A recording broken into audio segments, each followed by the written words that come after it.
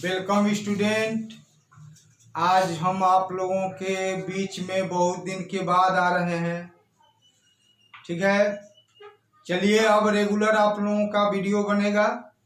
आप लोग रेगुलर समय से ही आप लोग देखेंगे। ठीक है, चलिए आप लोग के सामने मानव में रक्त परिवहन तंत्र को फिर से एक बार सामने आप लोगों को लाते हैं। ठीक है, इसके पहले आप लोगों ने पढ़ा हार्ट कैसे काम करता है। ठीक है, और हमारे हार्ट हमारे इस ब्लड ट्रांसपोर्टेशन सिस्टम के लिए बहुत ही जिम्मेदार चीज है। समझ लो कि उसी से सारा फंक्शन होता है। और हमारे ब्लड को पूरे बॉडी में घूमना क्यों जरूरी है, ये हमने आपको बताया था कि ब्लड ट्रांसपोर्ट का काम करता है। ट्रांसपोर्ट का मतलब आप समझ रहे हैं। अगर यहाँ से पटना कुछ भेजना है तो हम लोग किसी गाड़ी का व्यवस्था करेंगे और गाड़ी यहाँ से सामान को लेकर पटना जाएगा, पटना से फिर सामान लेकर यहाँ आएगा। ठीक है, तो ये ट्रांसपोर्ट का काम कर रहा है गाड़ी। उसी तरह ब्लड ट्रांसपोर्ट का काम करता है। हम जो भोजन करते हैं तो पाचन के बाद आपको पता है कि कार्बोहाइड्रेट, प्रोटीन, विटामिन, फैट सबका पाचन हो जाता है। फिर उसका शोषण ब्लड में होता है और वो ब्लड सारे कोशिकाओं में, सारे ऊतकों में सारे पोषक तत्वों को लेकर पहुंचाता है। और ये पोषक तत्व बहुत सारे भिन्न भिन्न प्रकार के काम करते हैं। मेटाबॉलिज्म के संचालन के लिए, उसको करने के लिए बहुत चीज की जरूरत होती है, वो सारी चीज होती हैं। उसके बाद आपने देखा कि ग्लूकोज टूटा तो एनर्जी मिला। इसके अलावा कार्बन डाइऑक्साइड और कार्बन डाइऑक्साइड, वाटर जो बने, वेस्ट जिसको बोलते हैं बाई प्रोडक्ट, तो बना तो उसको फिर शरीर से बाहर निकलना है। तो देख रहे हैं कि ग्लूकोज खाना के द्वारा मिला, तो ब्लड ग्लूकोज को लेकर पूरे बॉडी में के जितने भी कोशिका हैं, टिश्यू हैं, सब में पहुंचा दिया। फिर वो ग्लूकोज को जलने के लिए ऑक्सीजन चाहिए, फिर ऑक्सीजन को लेकर पूरे कोशिका में पहुंचाया। अब सारे कोशिका या ऊतक में, टिश्यू में वहाँ पर ऑक्सीडेशन हुआ, ऑक्सीकरण हुआ ग्लूकोज का ऑक्सीकरण ऑक्सीजन के उपस्थिति में हुआ। फिर उससे एनर्जी मिला, फिर CO2 बना, वाटर बना। तो पानी को भी रिमूव करेंगे, शरीर से बाहर करेंगे। CO2 बना, उसको भी शरीर से बाहर करेंगे। तो ये सब कौन कर रहा है? ब्लड कर रहा है। ठीक है, ये रक्त कर रहा है। ठीक है, तो उस समय हार्ट के फंक्शन को हमने बताया कैसे। हार्ट जो है हमारा हृदय रक्त को चालू रखता है, एकदम दौड़ाते रहता है कि भैया तुम रुको नहीं, दौड़ते रहो, नहीं तुम रुक जाओगे तो हमारा सारा काम रुक जाएगा, हमारा बॉडी शिथिल हो जाएगा, हम कोई काम नहीं कर पाएंगे। इसलिए आप चालू रहिए, घूमते रहिए, दौड़ते रहिए। ये हार्ट उसको दौड़ाते रहता है, 1 मिनट भी बैठने नहीं देता है, 1 मिनट भी आराम करने नहीं देता है ये हार्ट। ठीक है, आइए फिर हम एक बार हार्ट को बनाते हैं और कुछ और चीज को हम दिखाते हैं।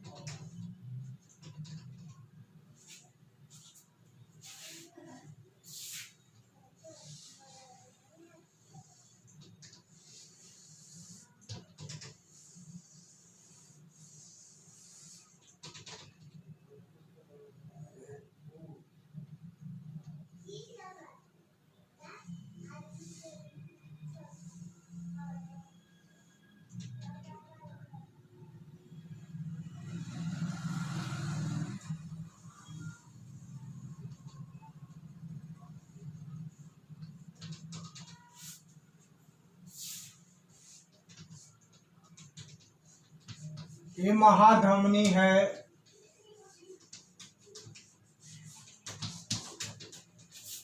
चलिए अब देखिए कि एक बार यहां रक्त आता है तो यहां से फिर इसमें, ये आपको पता है ये क्या है, अलिंद है, दाया अलिंद, दाया अलिंद, ये है बाया अलिंद,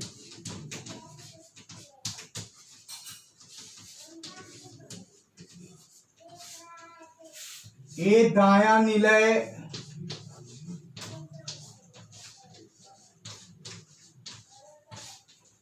ये बाया निलय,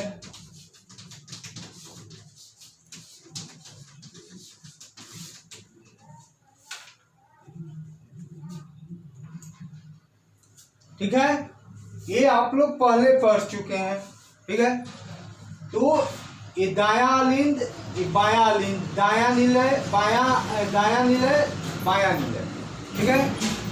तो इसमें ब्लड आता है, ये पूरे शरीर से कार्बन डाइऑक्साइड घुला ब्लड इसमें आता है और इससे दाया अलिंद से दाया निलय में आता है। यहाँ पर देखते हैं, आप लोगों ने पढ़ा है कि फेफड़ा से शुद्ध ऑक्सीजन घुला हुआ ब्लड इसमें आता है, फिर इससे इसमें आता है, ठीक है। तो कैसे आता है इस चीज को देखेंगे। पहले ये अलिंद ऐसे सिकुड़ेगा, ठीक है।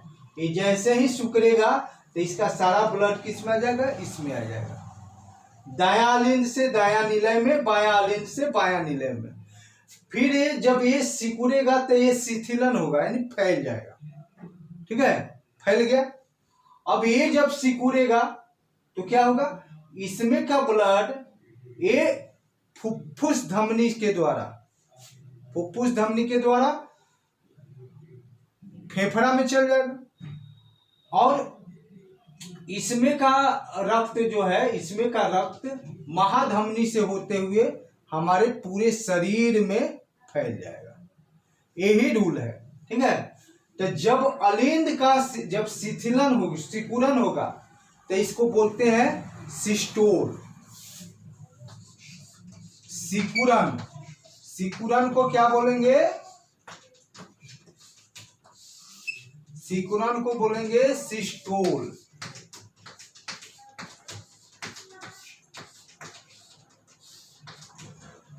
और शिथिलन, जब एक तरफ सिकुड़न होगा तो दूसरे तरफ शिथिलन होगा।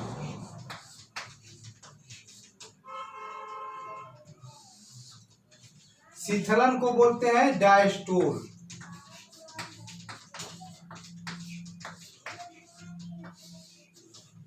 ठीक है। सिस्टोल और डायस्टोल, सिकुड़न को सिस्टोल और शिथिलन को डायस्टोल। जब इसमें सिस्टोल होगा तो इसमें डायस्टोल होगा और इसमें जब सिस्टोल होगा तो इसमें डायस्टोल होगा, ठीक है। ये हमेशा होगा।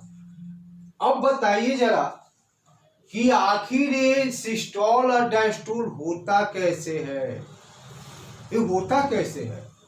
कोई मशीन करता है, क्या करता है, ये अपने आप कैसे होता है। कोई तो कुछ तो होता होगा, कोई तो कुछ करता होगा, नहीं तो ऐसे ही कैसे होगा। देखते हो हमेशा हार्ट ऐसे ऐसे ऐसे ऐसे ऐसे ऐसे फंक्शन करता है, ये कैसे हो रहा है, आखिर ये कौन कर रहा है, ठीक है। अभी हम आपको दिखाते हैं इस चीज को।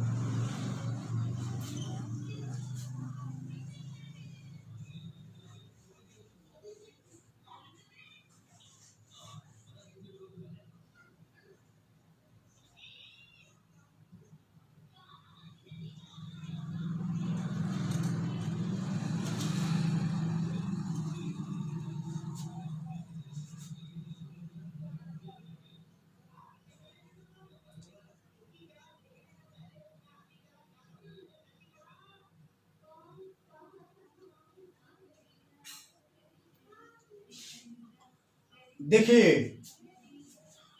ये हार्ट ऐसे चल रहा है, ये हार्ट ऐसे चल रहा है, ब्लड का सर्कुलेशन हो रहा है, देख रहे हैं, ये हार्ट ऐसे चल रहा है, ऐसे चल रहा है। तो इसको चला कौन रहा है, इसको चला कौन रहा है, इस हार्ट को ऐसे क्यों चल रहा है, कैसे चल रहा है?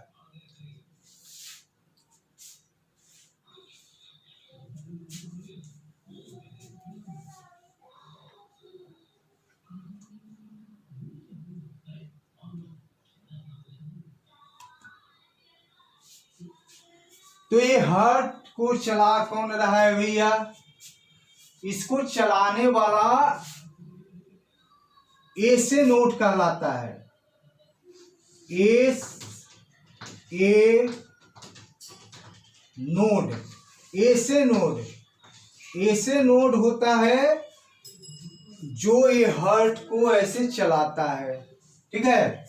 ऐसे नोड को बोलते हैं sino auricular node, sino, S से साइनू, ए से auricular node, sino auricular node बोला जाता है। इसको पेस मेकर कहते हैं, पेस मेकर, पेस मेकर,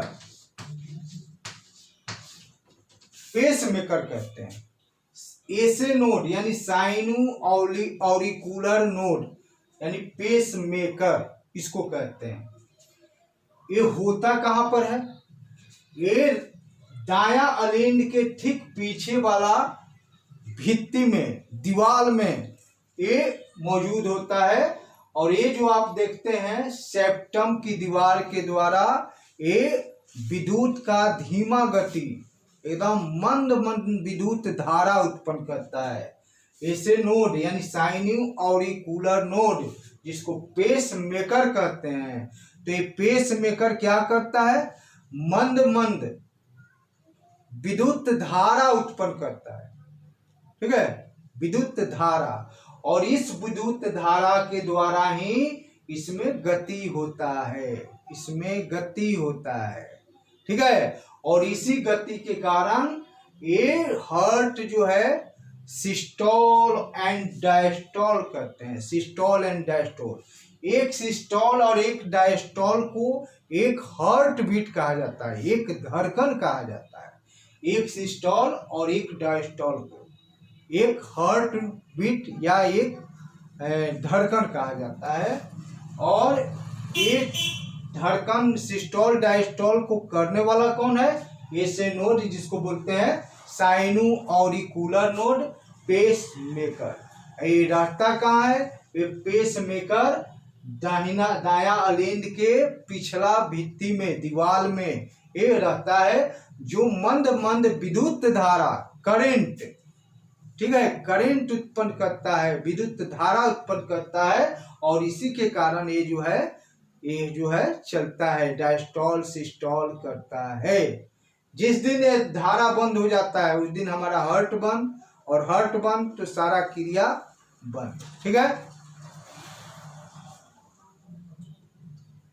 चलिए ये चीज आप लोग को समझ में आया, डायस्टोल सिस्टोल पेस मेकर। हाँ, अब इसको हम लोग नापते हैं, मापते हैं, इसका मेजरमेंट करते हैं। कैसे मेजरमेंट करते हैं, ईसीजी के द्वारा। कैसे,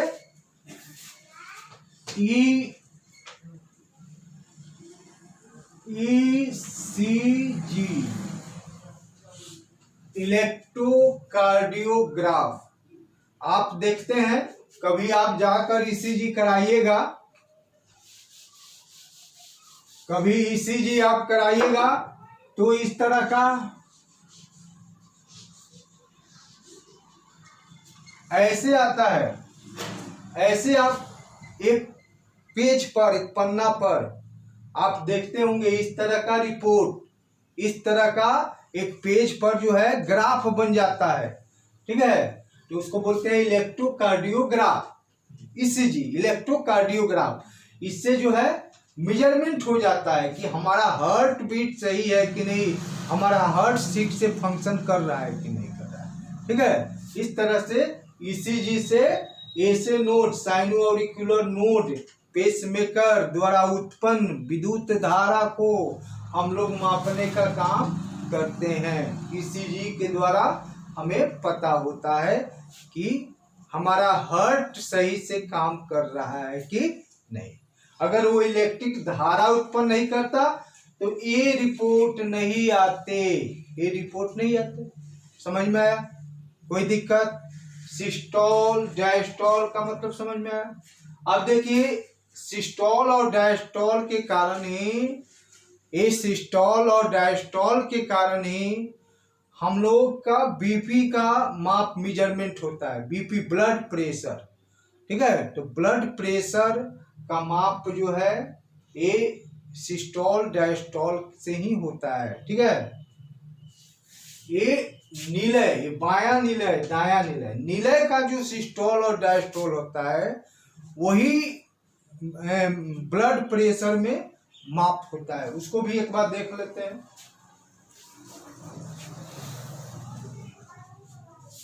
ऐसे node sino auricular node,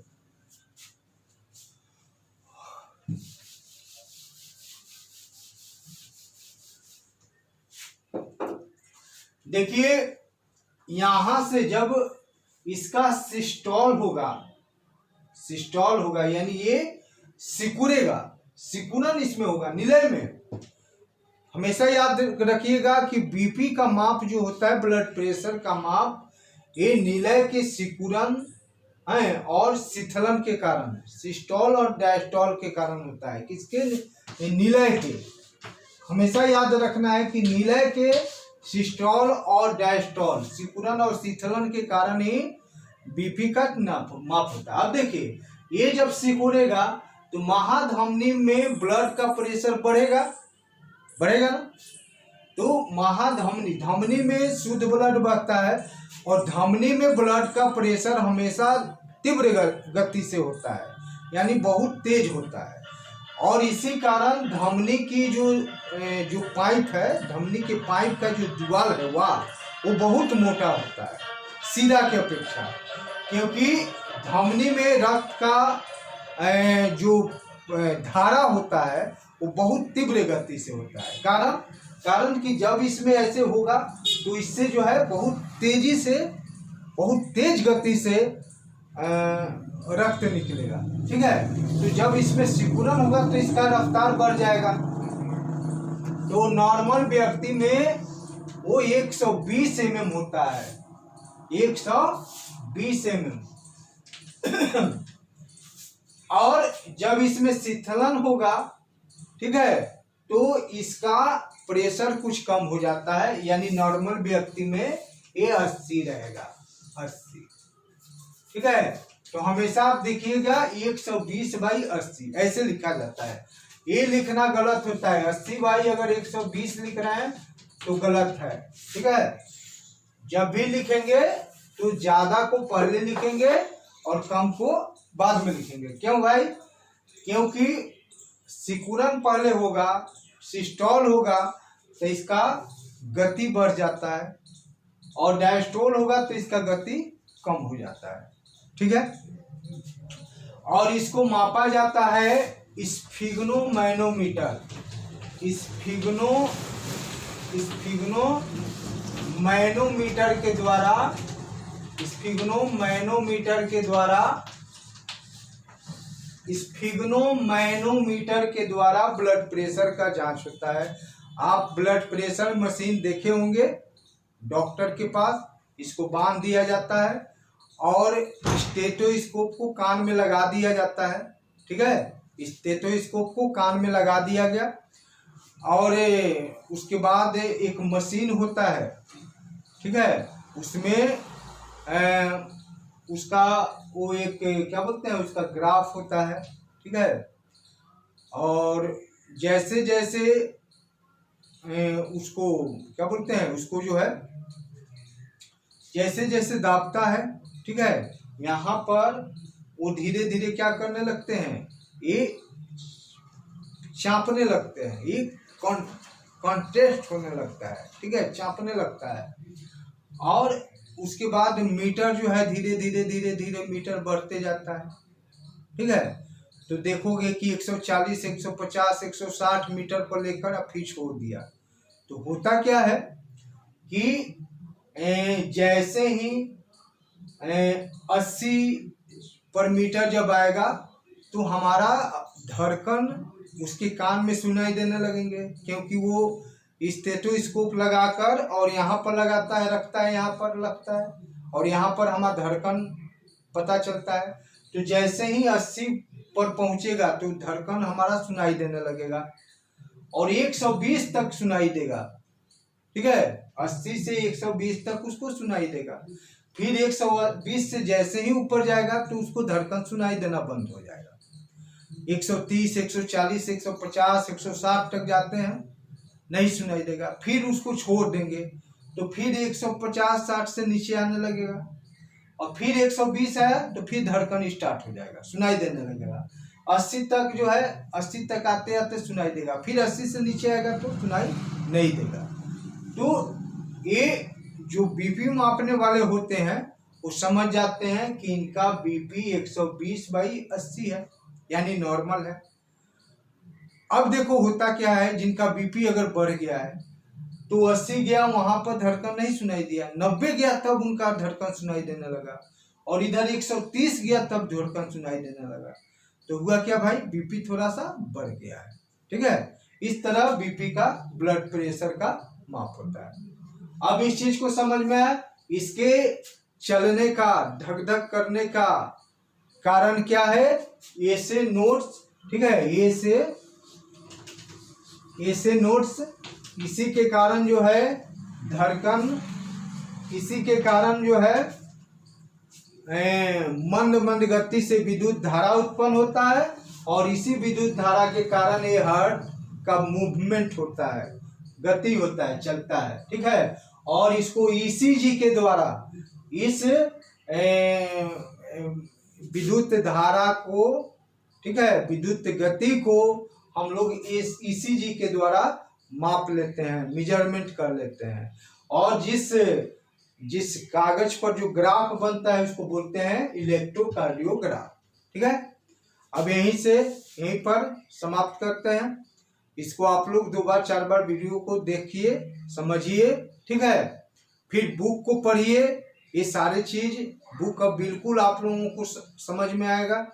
systole diastole को समझिए, ठीक है। सिस्टोल डायस्टोल निलय में जो होता है, इसी के कारण बीपी का माप होता है। बीपी को स्फेग्नोमेनोमीटर से मापते हैं, ठीक है। ये सारा चीज है। अब इसको आप डाउनलोड कर लीजिए और इसको खूब अच्छा से समझिए, देखिए, बार बार देखिए, ठीक है, ताकि आप लोग को अच्छा से समझ में आए, ठीक है। Thank you very much.